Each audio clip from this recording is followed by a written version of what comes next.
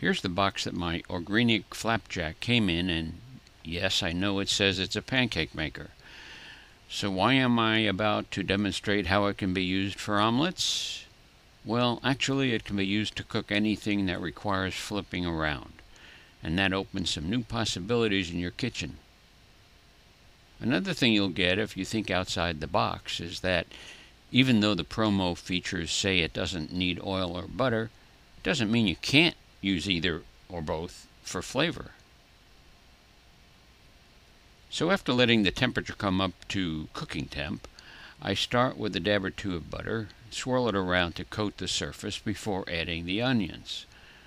You have to be a little careful about the amount of butter because it's going to be flipped, and if too much remains liquid, it will run, and usually in the wrong places. I tend to prefer the onions chopped for this method because you get more of them making contact with the pan and therefore cooking more evenly. I tamp them down and get them even and in contact with the surface.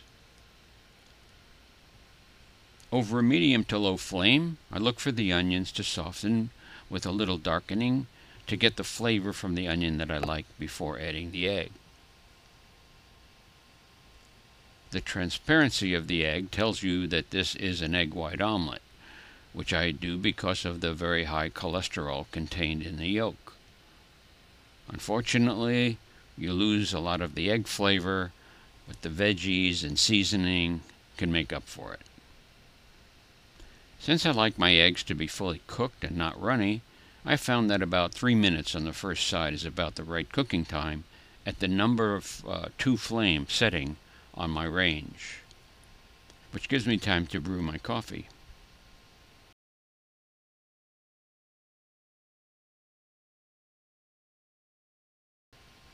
Other additions that I use, depending on what I have around, includes chopped scallion, bell pepper, mushroom, chili pepper, and other veggies, either alone or in combination.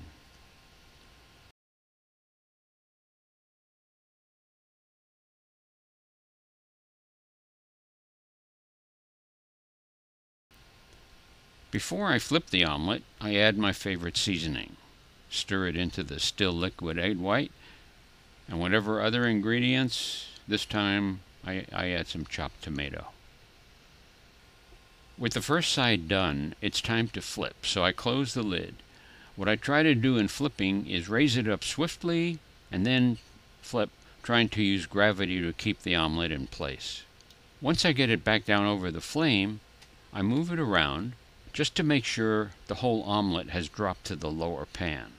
I don't want to open the lid without first doing that because clingers can ruin an omelet. After that, I do open the top pan, and voila! This is just about right to me. Now let's look at another variation. I had accidentally bought a small can of chopped green chili pepper, which I don't prefer, and decided to use it in another omelet. So before my first flip, I added that with seasoning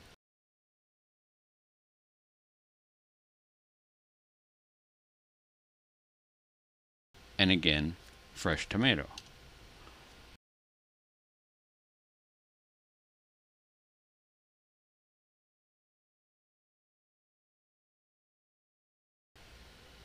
Now I'll flip that, and while the second side is cooking,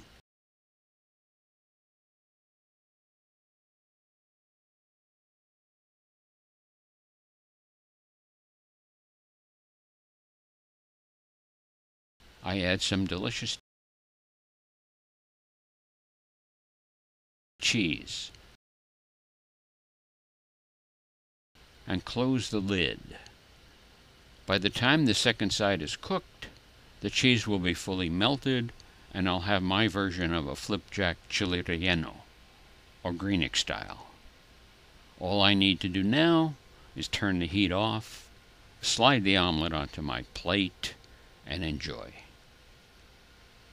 I think that this little bit of organic ingenuity adds new possibilities for you to be creative with your omelets, pancakes, hot sandwiches, and whatever else comes to mind. Just get the basic cooking timing down and you'll think of new variations.